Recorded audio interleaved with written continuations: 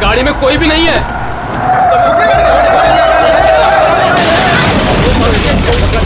पेड़ से जाके ठोकी थी गाड़ी। आजा।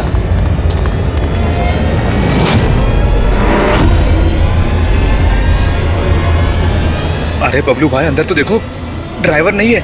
गाड़ी अपने आप कैसे चल रही थी?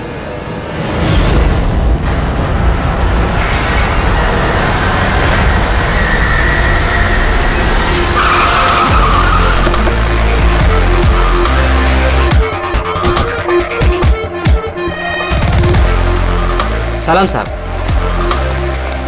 क्या बात है? एक्सीडेंट के केस में सीआईडी को बुलाया तुम लोगों ने? सर मुझे लगा है नॉर्मल एक्सीडेंट नहीं है, इसीलिए। क्यों? ऐसा क्यों लग रहा है? सर आइए खुद ही देख लीजिए, आइए।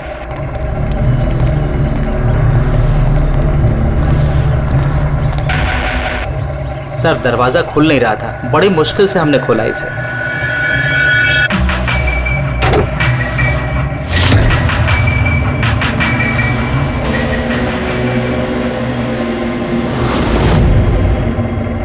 ये पहले किसने देखा? सर इन लोगों ने। मैं देखता हूँ। किसने देखा था पहले? क्या हुआ था? सर ऐसा पहले कभी देखा ही नहीं। गाड़ी में ड्राइवर नहीं था सर। गाड़ी में ड्राइवर नहीं है तो गाड़ी अपने आप चल रही थी। अरे यार साफ साफ बताओ भाई। हाँ सर, गाड़ी में ड्राइवर नहीं दिखाई दिया और गाड़ी जाके सीधे पेड़ से टकरा गई। अरे क्या बात कर रहे हो? गाड़ी के अंदर ड्राइवर है, मना पड़ा है। नहीं सर, सच में गाड़ी में ड्राइवर नहीं था, नहीं तो ये गाड़ी मेरी भी गाड़ी को टकराते हुए बच गई। लाश की हालत से तो लगता है कि गाड़ी काफी स्पीड में थी। सर गाड़ी बहुत स्लो थी, लेकिन इतनी स्लो में कोई मर कैसे सकता है? गाड़ी भी ऑटोमेटिक है, हर चीज ऑटोमेटिक है, सेफ्टी डिवाइस भी ठीक है।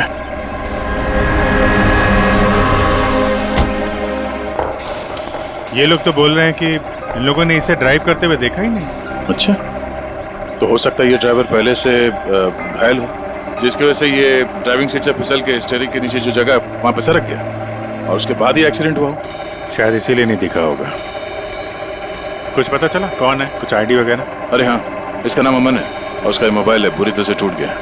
और एक बात अभिजीत, ये गाड़ी ऑटोमेटिक है, ये देखो इंजन अभी भी ऑन है, ऑफ नहीं हो रहा है।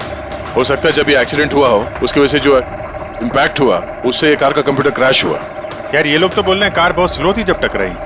ऐसा इम्पैक्ट? कहीं कार के साथ कुछ छेड़छाड़ तो नहीं की गई? हो सकता है। ठीक है, गाड़ी को पुलिस गैराज भेजते हैं और इसको फोरेंसिक लैब। मैंने इस गाड़ी को अच्छी तरह से चेक किया है। इस कार को मॉडिफाई किया गया है, एक्स्ट्रा सेफ्टी फीचर्स दिए गए हैं। एक्स्ट्रा सेफ्टी फीचर्स जैसे कि? जो आम गाड़ियों में होता है उससे कहीं ज्यादा, जैसे कि एक्स्ट्रा एयर बैग्स, अच्छी क्वालिटी के शॉकअप्स, ज्यादा मजबूत कांच और अच्छी क्वालिटी के ज्यादा मजबूत सीट बेल्ट।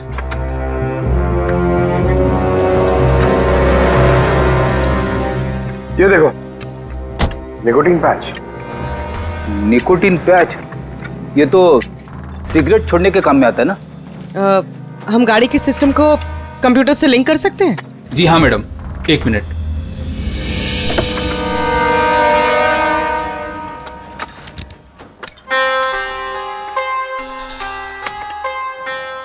मैम, किसी ने सेटिंग चेंज किया है। कार के सॉफ्टवेयर को हैक किया गया है। खिड़की के कांच से लेकर ब्रेक तक सब कुछ कोई और कंट्रोल कर रहा था। अगर सब कुछ कोई और कंट्रोल कर रहा था, फिर हादसे के बाद इंजन उसने बंद क्यों नहीं किया? टक्कर की वजह से कार का वायरलेस सिस्टम डैमेज हो गया था, इसलिए कार बंद नहीं हुई। गाड़ी को हैक किया गया? मतलब ये एक्सीडेंट नहीं है, ये तो मर्डर है।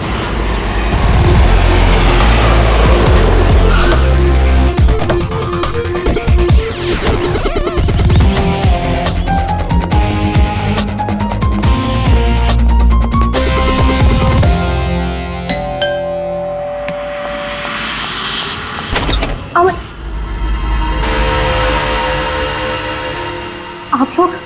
सीआईडी।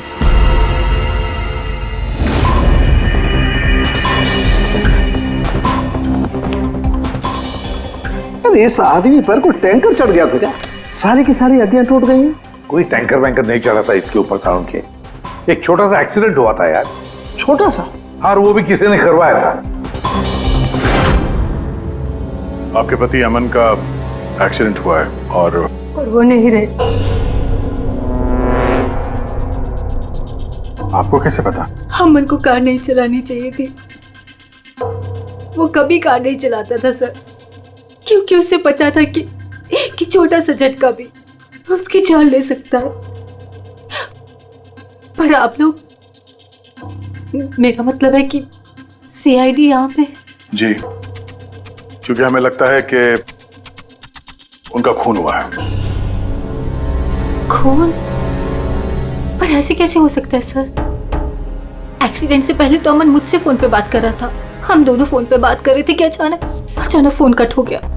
मैंने बहुत ट्राई किया लेकिन फोन नहीं मिला। मैं समझ गई थी कि कुछ तो ठीक नहीं है।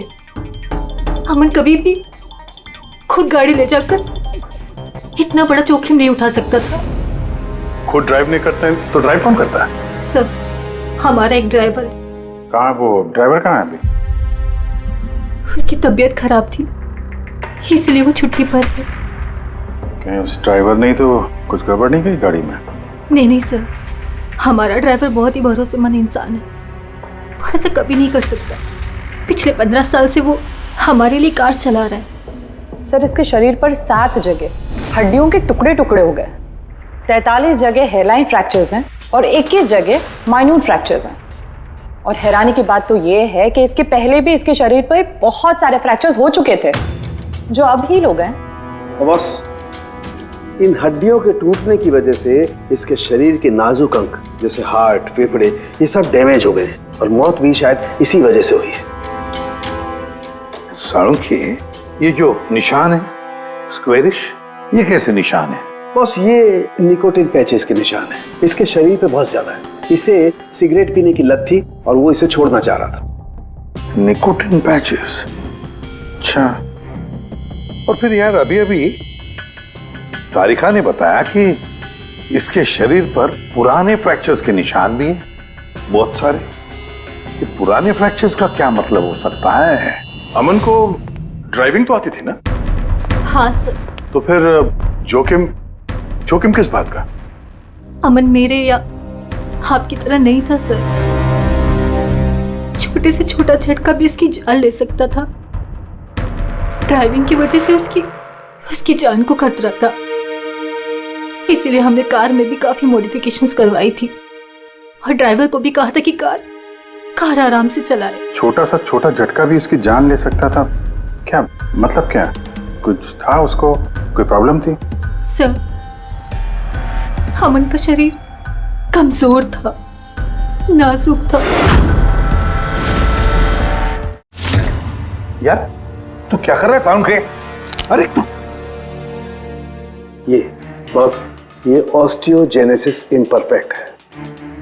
ऑस्टियोजेनेसिस इम्परफेक्ट मतलब ब्रिटल बोन डिजीज? एग्जैक्टली, भंगुर अस्थि रोग। मतलब इसकी हड्डियां भंगुर हैं। और इसीलिए बॉस, इसकी हड्डियों को अगर जरा सा भी झटका लगे तो चकनाचूर हो सकती हैं। 25 से ज्यादा बार उसके फ्रैक्चर्स हो चुके थे। हमेशा खतरा रहता था उस पे।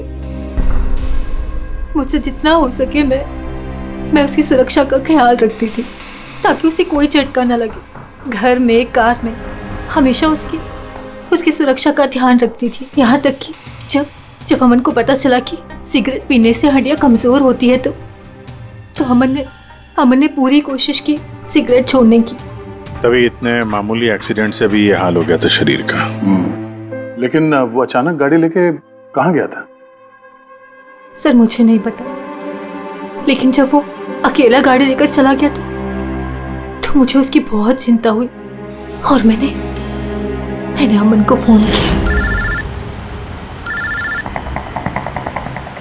हेलो अमन। या बेबी बोलो। अच्छा, तो तुम खुद ड्राइव कर रहे हो। तुम्हें पता है ना तुम्हारा ड्राइव करना कितना ज्यादा खतरनाक है, लेकिन तुम मेरी बात सुनते तक नहीं। वैसे ऐसा कौन सा जरूरी काम था जिसके लिए तुम खुद गाड़ी लेकर निकल गए? ड्राइवर तक का वेट नहीं किया गया तुमसे। जरूरी था स्वीटहार्ट, लेकिन तुम परेशान मत हो, मैं गाड़ी आराम से ही चला रहा हूँ। अमन, मुझे ऐसा क्यों लग रहा है कि तुम मुझसे कुछ छुपा रहे हो? देखो सुप्रीति, मैं मानता हूँ कि मैं सारी बातें तुमसे शेयर नहीं कर पा रहा, लेकिन इसका मतलब ये नहीं कि तुम उल-झुल बातें सोचने लग जाओ। है कुछ प्रॉब्लम्स, मैं उन्हें सॉल्व कर लूँ, फिर तुम्हें सब कुछ बता दूंगा। प्रॉब्लम्स? तुम अभी क्यों नहीं बता सकते मुझे? क्योंकि ये सब खतरनाक है, वो लोग बहुत खतरनाक हैं। मैं तुम्हें नहीं बता सकता। खतरनाक लोग? Oh no. Aman, Aman, hello. कौन सा प्रॉब्लम? और ये किन खतरनाक लोगों की बात कर रहे थे वो? कुछ पता है आपको? सर मैं कुछ नहीं जानती। अमन की किसी से कोई दुश्मनी, कोई बिजनेस राइवलरी वगैरह? इस बारे में मुझे कुछ भी पता नहीं, लेकिन हाँ, मयंक और नेहा आपकी शायद कुछ मदद कर सकते हैं। मयंक और नेहा? ये कौन है ये लोग? मयंक पेशे से एक वकील है और अमन का दोस्त भी, और नेहा अमन की सेक्रेटरी थी। अच्छा, ये मयंक का ऑफिस कहाँ है? अमन सर का खून? आप? मैं नेहा, अमन सर की सेक्रेटरी। लेकिन अमन की मौत तो एक्सीडेंट में हुई है ना? जी हाँ, मौत तो एक्सीडेंट में हुई है, लेकिन एक्सीडेंट अपने आप नहीं हुआ है। करिए बताइए कि आप दोनों मिस्टर अमन को कब से जानते हो? मतलब कब से काम कर रहे हो उनके साथ? सालों से। हम लोग साथ में काम ही नहीं करते थे, बल्कि बहुत अच्छे दोस्त भी थे। अमन की बीमारी की वजह से ज्यादातर बिजनेस वगैरह मैं ही हैंडल करता था। और नेहा जी आप? सिर्फ मैं और मयंक सर ही तो थे, अमन सर का पूरा बिजनेस संभालते थे। वैसे बिजनेस क्या है उनका? इन्वेस्टमेंट का बिजनेस है। हम लोग अलग अलग कंपनीज में पैसे लगाते थे, और जब वो कंपनीज में मुनाफा होने लगे तो अपना परसेंटेज वापस ले लेते थे। ऐसी 50 कंपनीज है जहाँ पर पैसे लगाए थे अमन ने। किस तरह का कंपनीज में इन्वेस्ट करते थे? वैसे तो कई सारी कंपनीज में पैसे लगाए थे, लेकिन उनकी सबसे ज़्यादा दिलचस्पी 20-30 फार्मास्यूटिकल्स कंपनीज में थी। फार्मा कंपनी या दवाइयों की कंपनी? जी, ये कंपनीज बहुत नुकसान में चल रही थी, लेकिन आपको तो पता ही होगा अमन की बीमारी के बारे में। और ये कंपनीज उसी बीमारी का इलाज निकालने की कोशिश कर रही थी, और अमन का सपना था कि इस बीमारी का इलाज संभव हो जाएगा तो किसी और को वो तकलीफ नहीं उठानी पड़ेगी जो उसे थी। और सर अभी तो उन कंपनीज में फ़ायदा भी होना शुरू हो गया था। कोई दुश्मनी, किसी से कोई लड़ाई झगड़ा? नहीं सर, ऐसा तो कुछ नहीं था। अगर कुछ होता तो वो मुझे ज़रूर बताते थे। अमन की वाइफ का कहना है कि पिछले कुछ दिनों में वो परेशान लग रहा था। आपको जानती? परेशान तो थे, मगर मुझे कुछ बताया नहीं। मुझे लगा काम का प्रेशर होगा बस। आपने बताया था कि दवाइयों की कंपनी जो नुकसान में चल रही थी, उनमें से कुछ को फायदा होने लगा था। सबको नहीं सर, शायद एक को। मुझे उसकी डिटेल चाहिए। जी, मुझे अकाउंट चेक करना होगा। ठीक है। और मुनाफे के अलावा कोई ऐसी बात जो आपको अलग लगी या फिर कुछ अजीब सी हो, वो भी बता दीजिएगा।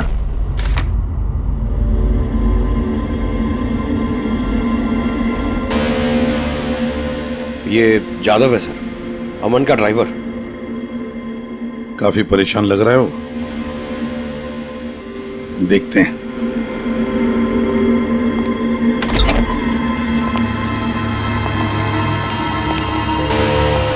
जादव? जी सर। अमन के ड्राइवर है ना? जी सर। क्यों, छुट्टी पर क्यों गए थे तुम? साहब बीमार हूँ और अमन सर ने मुझे खुद छुट्टी दिया था। मिस्टर अमन को तुम ही लेके जाते थे ना? जी मैडम, अमन सर मेरे साथ ही जाते थे। कभी वो कोई टैक्सी वगैरह नहीं लेते थे। तो फिर तुम तो हमें बता सकते हो कि अमन साहब कहाँ कहाँ जाते थे, है ना? जी जी। ये देखो जादव, ये जगह पर उनकी मौत हुई थी। अब ये जो रास्ता है, ये कहाँ पर जाता है या फिर वो इस रास्ते पर कहाँ जा रहे थे, ये तुम्हें पता है? मुझे नहीं पता है। देखो, हमें पता है कि तुम इसके बारे में जानते हो। तुम्हारी भलाई इसी में है कि सीधे सीधे बता दो। जी मैडम। सुप्रीति मैडम से कुछ कहिएगा मत। वो सड़क के कुछ दूर पे एक मोटेल है, वहां हमेशा वो बार बार जाते थे। मोटेल में बार बार जाते थे? क्यों, इससे मिलने जाते थे? जी साहब, एक मैडम थी।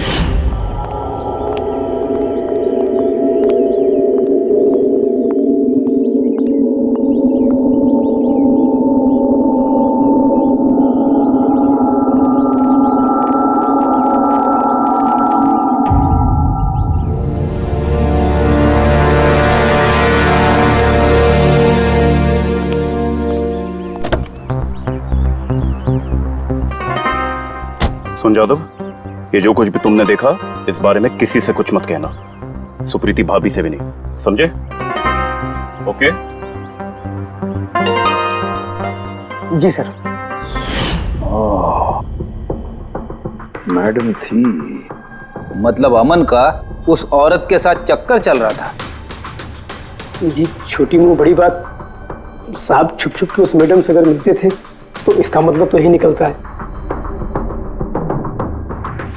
अमन उस औरत से मिलने जा रहा था जब यह हादसा हुआ। तो हो सकता है वो औरत अब भी वहीं पर हो, उसी मोटल में। चलकर मिलना पड़ेगा इस औरत से।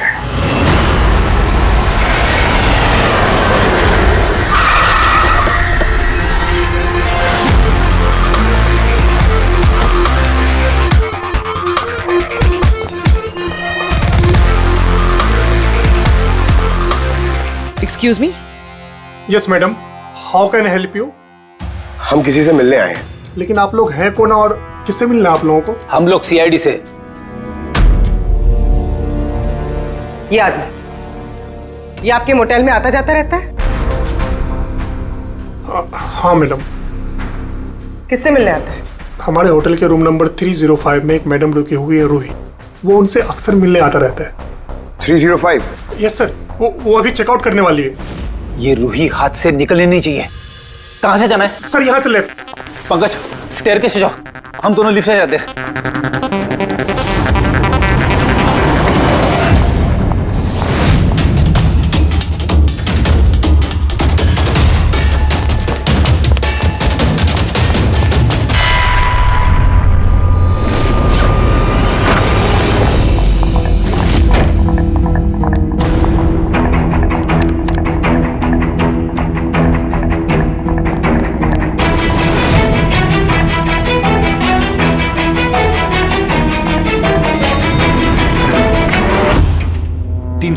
सर उधर।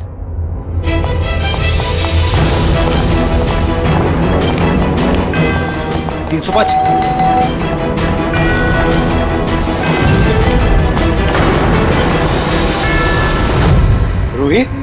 नो। ए, रुको! पूर्वी! रूही, मुझे मत मारो, मुझे मत मारो प्लीज। रुको। रूही, रूही। रूही, रूही। रूही, रुको, रूही।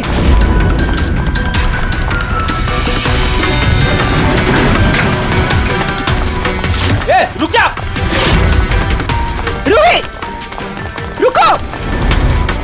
रुक जा। रूही,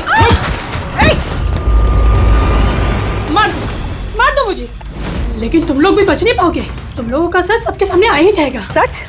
कौन सा सच? मैं सब जान चुकी हूँ तुम लोगों के बारे में, सब जान चुकी हूँ। क्या बोल रही हो तुम? तुम्हें ऐसा क्यों लगता है कि हम तुम्हें मारेंगे? आओ। कौन सा सच? रूही, हम सीआईडी से। सीआईडी? चलो मान लिया रूही कि तुमने कुछ नहीं किया, लेकिन अगर तुमने कुछ नहीं किया तो वहां से भागी क्यों? मुझे लगा कि ये लोग मुझे मारने आए हैं। इसका मतलब कोई है जो तुम्हें मारना चाहता है?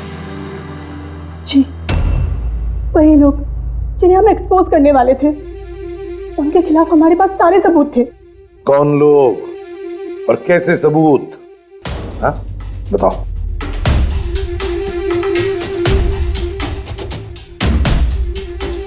इसे तुम जानती हो ना, यमन है ना, इसी के साथ तुम मिलकर काम करती थी, इसी के साथ मिलकर तुम उन लोगों को एक्सपोज करने वाली थी जिसकी वजह से अमन की जान चली गई। देखो रूही, अब शायद तुम्हारा नंबर है, वो लोग तुम्हें मारेंगे। सर मैं मरना नहीं चाहती, मैं मरना नहीं चाहती सर। तो फिर बताओ जल्दी, कौन लोग हैं वो? उनका राज छुपाने से वो तुम्हें छोड़ेंगे नहीं। सर,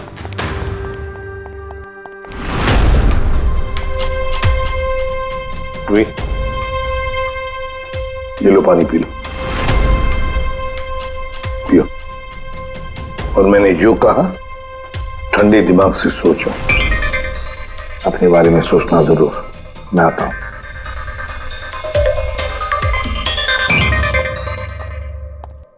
घबराई हुई है, डरी हुई है। लेकिन अब डरने की क्या जरूरत है सर? अब तो सीआईडी के पास है वो। लेकिन सर वो हम पे भरोसा नहीं कर पा रही, थोड़ा वक्त लगेगा। से जो अमन का वकील है मयांक, उससे क्या पता चला? सर अमन ने बहुत सारी दवाई की कंपनियों में पैसा लगाया था, लेकिन वो सब की सब घाटे में चल रही थी। एक कंपनी है जिसने अभी अभी फाइनली फायदा करना शुरू किया था, CRM फार्मास्यूटिकल। और सर ताजुब की बात यह है कि अमन ने पिछले हफ्ते ही इस कंपनी के साथ जितने भी डीलिंग्स है वो सब तोड़ दिए, और मयंक भी इस बात से काफी हैरान था।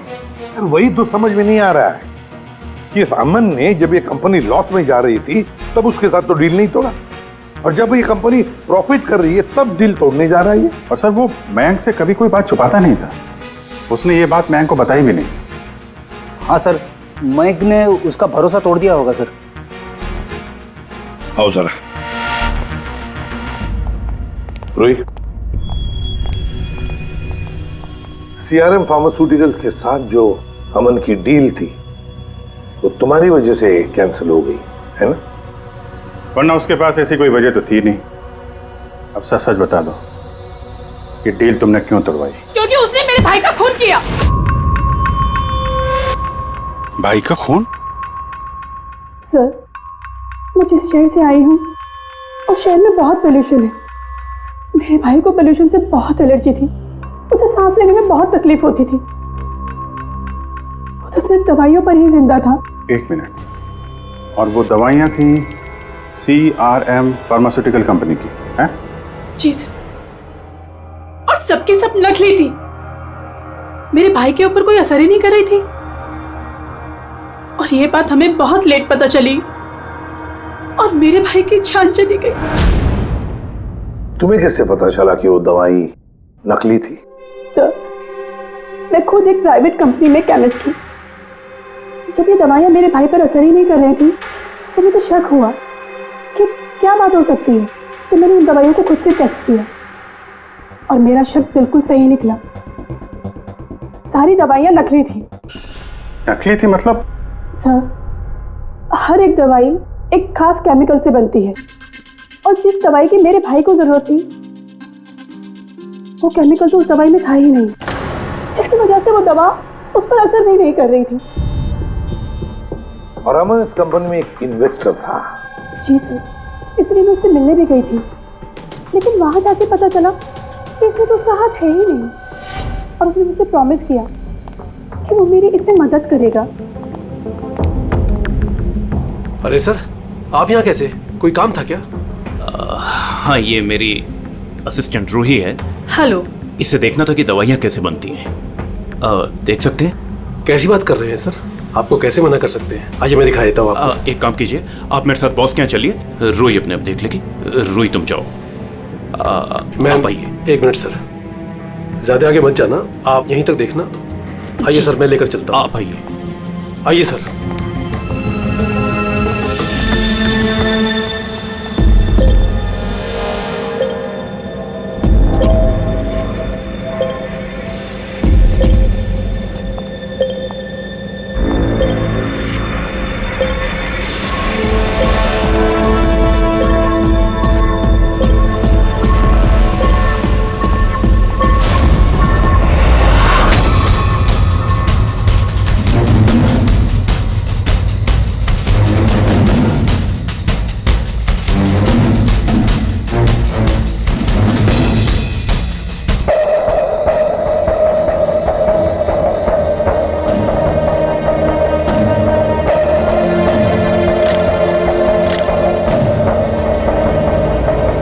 ये तो वही केमिकल है, लेकिन ये लोग यहाँ से बाहर क्यों लेके जा रहे हैं? फिर हमने सारे सबूत जुटा लिए थे और सारे सैंपल्स भी टेस्ट किए थे।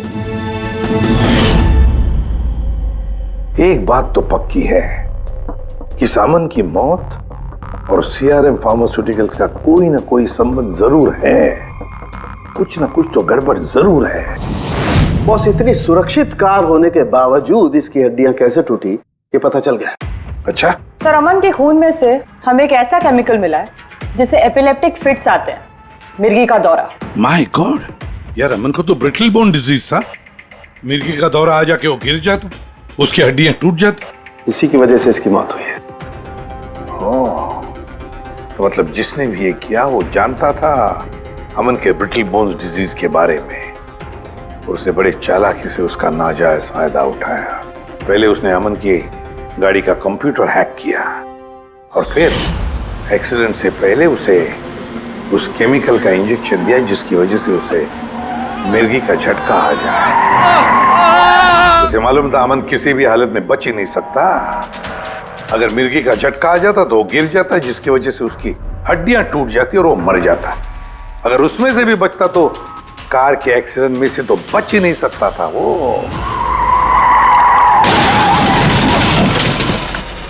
समझ कि मिर्गी का दौरा पड़ने वाला जो ड्रग है कितनी देर बाद असर करता है? बस कुछ घंटे तो लगते हैं।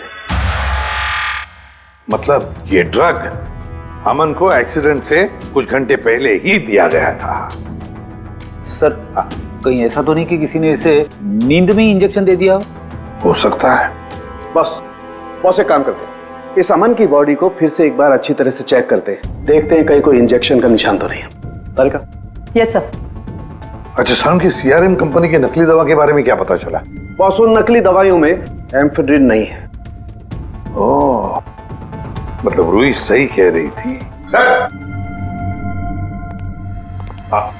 सर ये कुछ केमिकल्स की लिस्ट है जो सीआरएम कंपनी ने पिछले महीने मंगाई थी।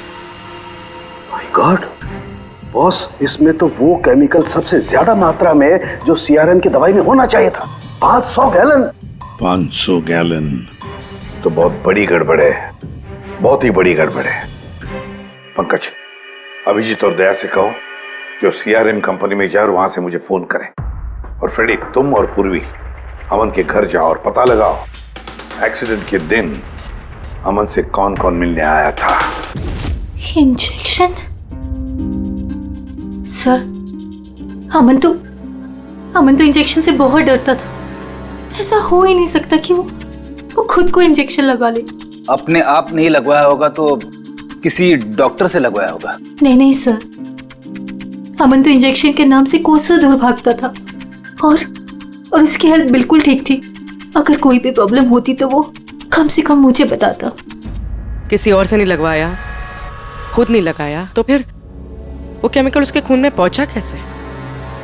अच्छा बता सकती है, घर से निकलने से पहले अमन किस किस से मिला? मयंक और नेहा आई थी उससे मिलने।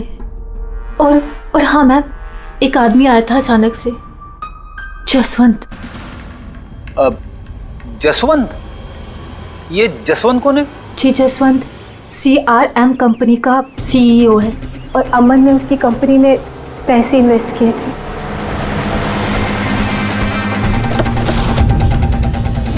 मिस्टर जसवंत, आप अमन के घर गए थे उससे मिलने के लिए उसके एक्सीडेंट के कुछ घंटे पहले? जी सर, मैं गया था लेकिन मिल नहीं पाया था। तो दरअसल उनकी वाइफ ने मुझे बताया कि वो सो रहे, तो मैंने सोचा वो शायद मुझे अवॉइड करना चाहते होंगे, तो मैं वापस चला आया। पापा, अमन ने हमारे बिजनेस डील कैंसिल की, फिर भी आप उससे मिलने गए थे? जी बेटा, क्योंकि मैं उनको वापस लाना चाहता था। सर वो हमारी नई यूनिट के लिए बहुत जरूरी था। तो जसवंत जी, जब आप अमन से मिलने उसके घर गए तो वाइफ सुप्रीति के अलावा वहां कोई और भी था? मैं जब गया तब तो वहां कोई नहीं था, लेकिन हाँ जब मैं वहां से निकला तो उनके लॉयर मिस्टर मयंक और सेक्रेटरी नेहा, वो दोनों जरूर उनके घर आए थे। अच्छा, ठीक है, थैंक यू वेरी मच।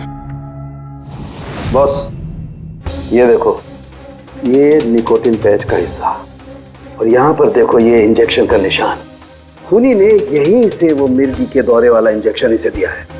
इसका ये हिस्सा सुन्न करके, हाँ, और वो इस पैच के जरिए। इसे इमला पैच कहते हैं। इमला पैच?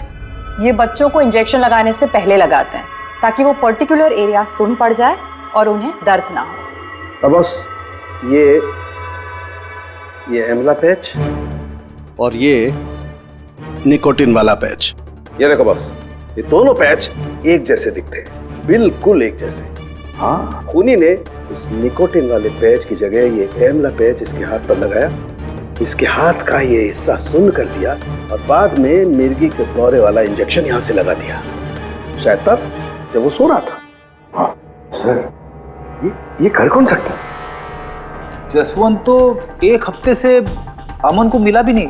तो फिर सर वो मयंक या फिर नेहा, वो तो नहीं। पंकज, ये खेल कौन खेल रहा है तो हम पता लगा ही लेंगे। अब हम भी एक खेल खेलेंगे, एक ऐसा खेल जिसमें जीत सिर्फ हमारी ही होगी, हमारी जीत।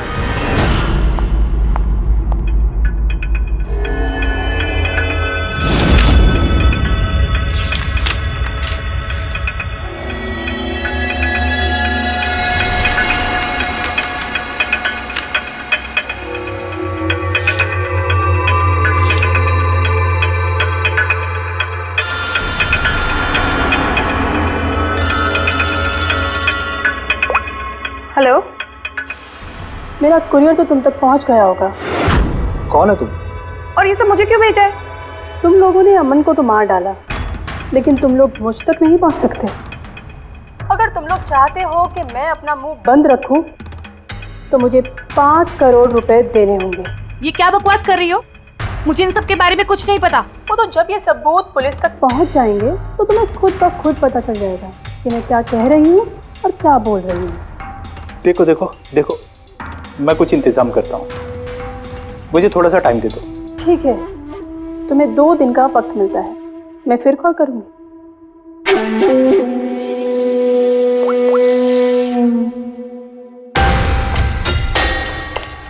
तो मास्टरमाइंड ये मयंक है।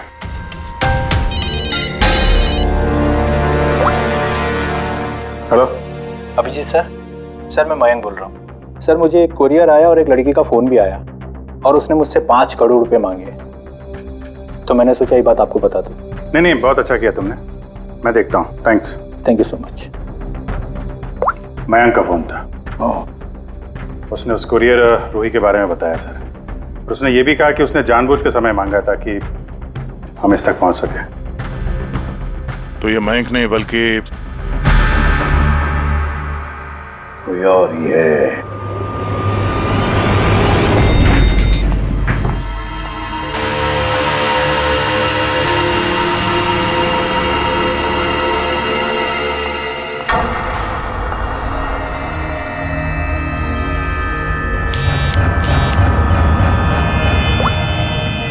हाँ सर। पूरी इसने यहाँ पर नजर रखी है ना तुमने? हाँ सर, वो अभी अभी यहाँ से निकली है। कड़ी नजर रखना पूर्वी, बिल्कुल कड़ी नजर। अपनी नजरों से ओझल मत होने देना उसे।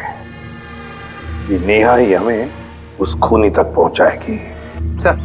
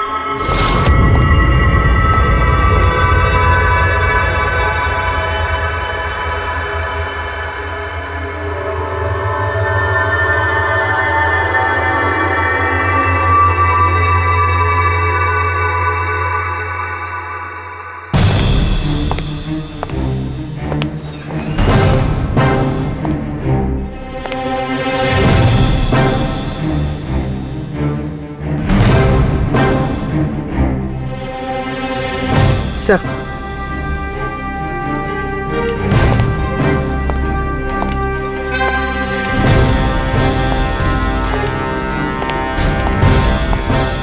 क्या हुआ? इतनी जल्दी में क्यों बुलाया? क्या है ये सब? ये सब क्या है? तुमने तो कहा था कि किसी को कुछ पता नहीं चलेगा। फिर हमारे बारे में ये लड़की सब कुछ कैसे जानती है? डोंट वरी बेबी, मैं सब संभाल लूंगा। मैं हूं ना, जैसे उस अमन को ठिकाना लगाया वैसे इस लड़की को भी ठिकाना लगा दूंगा। तुम टेंशन मत लो, ओके?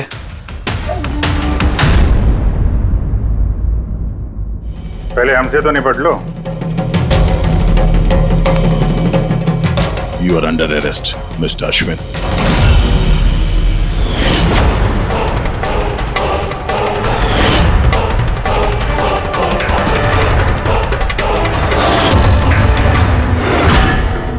अश्विन के पास तो वजह थी, तुमने अपने बॉस का खून क्यों किया? हम दोनों एक दूसरे से प्यार करते।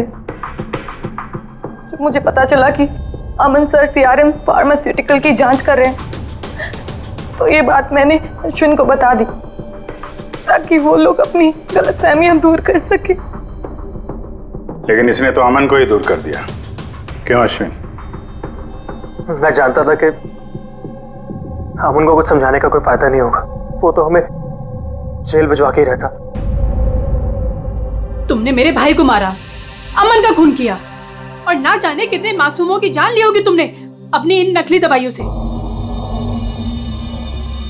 बिजनेस में बहुत घाटा हो रहा था, नुकसान पे नुकसान हो रहा था।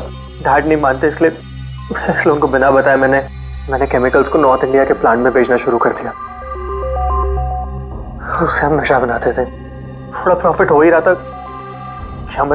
अमन ने सारा खेल बिगाड़ दिया। सिर्फ फायदे के लिए दवाइयों की जगह पे तुम ये जहर बनाने लगे थे, हाँ?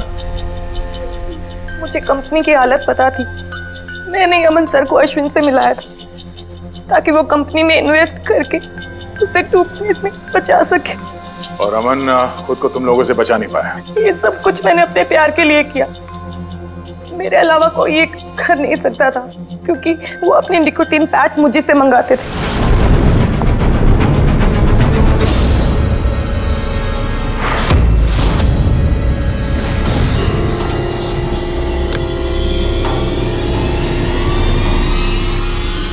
उसके अगले दिन जब हम अमन के घर पर गए। अरे आप ही गए? पर अमन तो सो रहे हैं। अगर कुछ इम्पोर्टेंट काम है तो मैं जगा देती हूँ। नहीं कोई बात नहीं, हम इंतजार करेंगे। ओके, मैं अभी आती हूँ।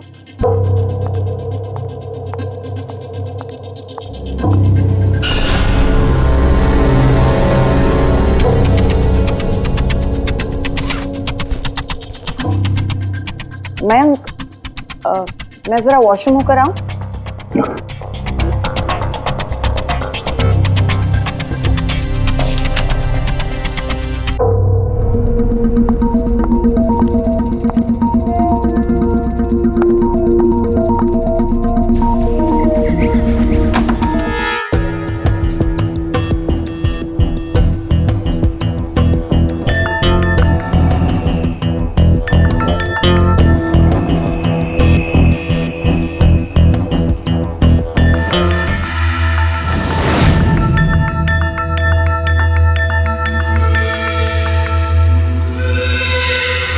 और वो दौरा उसकी कमजोर हड्डियों के लिए जानलेवा बन गया। और तुम चीफ टेक्नोलॉजी ऑफिसर, तुमने रिमोट कंट्रोल से अमन के कार के कंप्यूटर को हैक कर दिया और उसका एक्सीडेंट करवाया। कमाल का दिमाग पाया है तुम लोगों ने, कमाल का दिमाग। काश यही दिमाग किसी अच्छे कामों में इस्तेमाल करते तो देश का भला हो जाता, समाज का भला हो जाता। पर नहीं, तुम्हारे इस टेढ़े दिमाग ने दो मासूम लोगों की जानें ली और पता नहीं कितने सैकड़ों लोगों की मौतें हुई तुम्हारी इस गलत दवाइयों की वजह से। तुम्हें तो कड़ी से कड़ी सजा होगी, शायद फांसी होगी तुम्हें।